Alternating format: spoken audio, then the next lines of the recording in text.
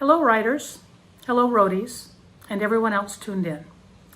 As we begin AIDS LifeCycle at Home, a week intended to foster community and connectedness, the senseless murders of George Floyd, Breonna Taylor, Ahmaud Arbery, Tony McDade, Nina Pop, and countless other Black people are front of mind for everyone, including Joe and me.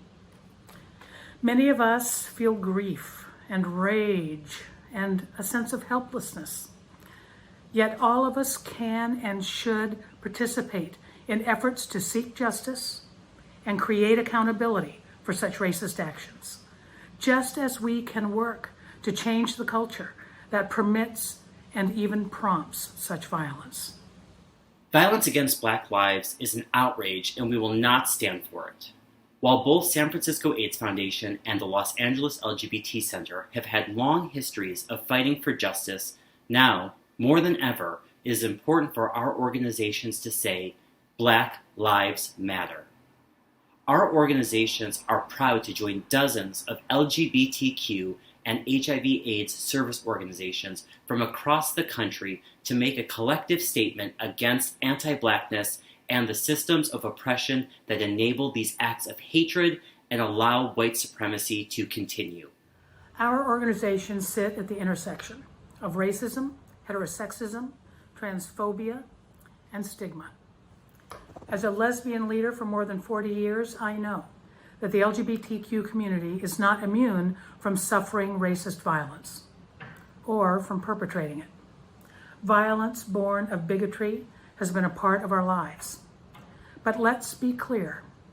This is a shame that does not belong to one city or one community.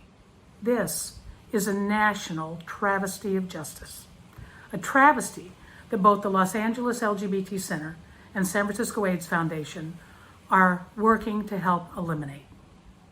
Both Lori and I also recognize that committing our organizations to racial justice work doesn't absolve us as individuals, people who benefit from white privilege daily, from doing our own work to unlearn the racism that we have been taught, and to reject apathy when the lives of Black people are at stake.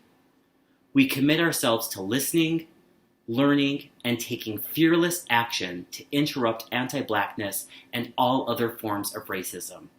We urge members of the ALC community who also benefit from white privilege to join us in this life-saving, and I do mean life-saving, work. While there is no doubt that our hearts will continue to be heavy over the coming week and beyond, we hope that coming together as an AIDS LifeCycle community will be restorative and empowering. I believe that it is the power of community that gives us the strength to fight injustice. The AIDS LifeCycle is only one powerful example. In closing, and simply put, Black Lives Matter.